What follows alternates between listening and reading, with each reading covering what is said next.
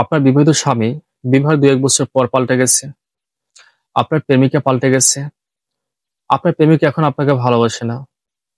আপনার প্রেমিকার পিতামাতার কথা ছিল আপনার কাছে বিবাহ দেবে। সেটা আপনার পিতামাতাও জানে, আপনিও জানেন, সবাই জানে। হঠাৎ করে সে মাঝপথে থেকে আপনাকে ফেলে চলে গেছে। এ অবস্থায় করণীয় কি? আসলে বর্তমান সমাজে মানুষের চরিত্র নেই। ভালোবাসাটা কখনো কাউকে অন্যায় না। যদি সেটা হালাল নিয়তে হয়ে থাকে। যে হ্যাঁ, আমি তোমাকে বিবাহ করব। উভয় যদি রাজি থাকে সেখানে আল্লাহও খুশি। হাদিস আছে, আল্লাহ নবী মুহাম্মদ সাল্লাল্লাহু আলাইহি ওয়াসাল্লাম বলছেন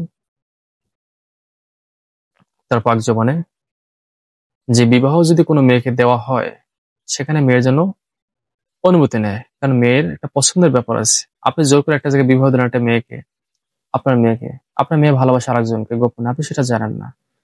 যতই সে লা ইলাহা ইল্লাল্লাহ মুহাম্মাদুর রাসূলুল্লাহ সাল্লাল্লাহু আলাইহি ওয়াসাল্লাম কালামা পড়ে ওঠে কেন, তার মন যদি অন্য জায়গায় থাকে আর একটা ছেলের প্রতি থাকে, সেখানে বিবাহ কবুল হবে না। ওই সংসারে কখনো কোনোদিন শান্তি আসবে না। কখনোই শান্তি আসবে না। আপনি যত চেষ্টা করেন ওই সংসার আজও কালো বিচ্ছেদ ঘটবেই। সে স্বামীর ঘর করতে করে দেখবেন তার আগের যে ভালোবাসা মানুষের কথা বারবার মনে পড়ছে। তো বিবাহ বন্ধনটা মূলত হলো একটি মনের বন্ধন, একটি পবিত্র বন্ধন। তো এরকম ধরনের অনেক ভাই বোনেরা আছে যারা প্রেমিককে ভালোবাসে, হঠাৎ করে তার প্রেমিকের ছেড়ে চলে গেছে ভালো কোনো অপশন পেয়ে।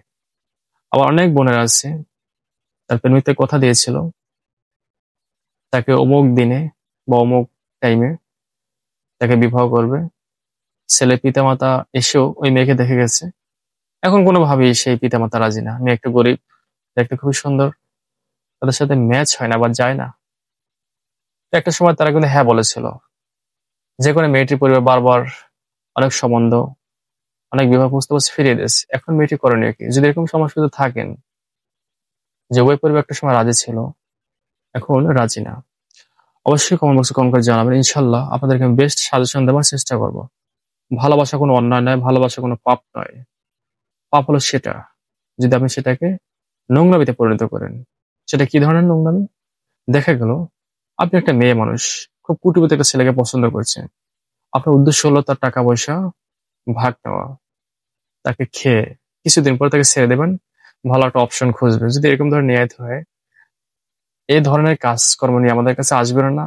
এবং যদি অন্য কেউ করে দিয়ে থাকে সেটা করে দিতে পারে, কিন্তু এই ধরনের অবৈধ কোনো কাজ আমরা করি না এবং করবো না। যদি এরকম নিয়ত থেকে আপনি তাকে বিবাহ করবেন এবং তাকে নিয়ে সুখে শান্তিতে থাকবেন, আল্লাহ পাক শুকরিয়া আদায় করবেন, হালাল পথে থাকবেন, আমরা ইনশাল্লাহ চেষ্টা করব। আর একটা কথা মাথায় রাখবেন, চেষ্টা করলে সফলতা অনিবার্য।